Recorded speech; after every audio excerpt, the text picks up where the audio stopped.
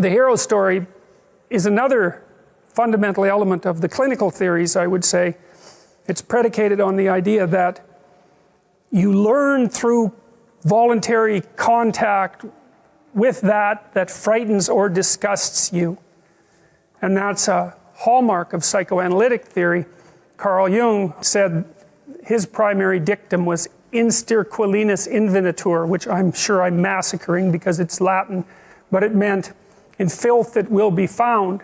And one of the hallmarks of the clinical theories is that within the confines of everyone's experience, and you can think about this as experience out in the world or experience in the unconscious mind, there are dirty little secrets, let's say, and skeletons and dreadful old fears and remnants of abuse and memories of pathological behavior and failures of courage that leave you undeveloped, perhaps out of avoidance, and that the psychoanalytic process is precisely the careful encounter with those forgotten and repressed elements of the self in the hope that a clear encounter will redeem them, unite them with the remainder of your personality, and make you stronger in consequence. And I would say that that's just a variant of the manner in which human beings learn, and we'll talk about this more in relationship to Piaget, because you always learn when you're wrong, which is very annoying. Now, what do you learn when you're correct? You're walking in the world, you're operating in the world, you have a sense of what you want to have happen. You're always looking at the world through this sense of what you want to have happen. You're acting so that what you want to have happen will happen. And when it happens, well, then you're happy because, well, first of all, you get what you want, and that's good, maybe, depending on what you want. But it's also good because if you get what you want when you act, then it turns out that your model of how to act is valid, right? The outcome, that you get what you want, indicates no error on the part of your model. But it's very frequently the case that when you act to get what you want, you don't get what you want.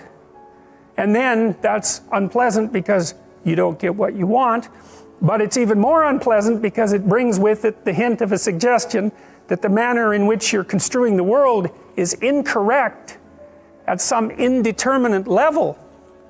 So for example, if you tell a joke at a party, you presume that when they hear the joke, they will laugh, and then if you tell the joke and it goes flat, or even worse, disgusts and offends people, then you're going to be taken aback, and that's partly because you didn't get what you want, and that's not so good, but it's more because there's something wrong with the way you conceptualized the situation.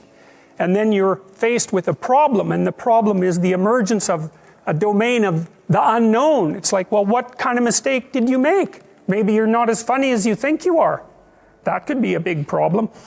Maybe you're not around people who are the way you think they are. Maybe they don't like you as much as you thought they liked you. I mean, the potential for various paranoid thoughts of increasing severity to come welling up at you in a situation where you make even a trivial social mistake is quite broad. And when you make an error of that sort, you have to face it and sort through all the possibilities so that you can find out what it was that you did wrong and how to retool it so that in the future you don't make the same mistake. Well, that requires in some sense what you might describe as a journey into the belly of the beast being that place where things have fallen apart and where you're overwhelmed with negative emotion and chaos and confusion. And that's a very old story. That's the story of the journey to the underworld, and the hero is the person who makes the voluntary journey to the underworld to collect what's been languishing down there, and that's the basic motif of psychoanalytic theory.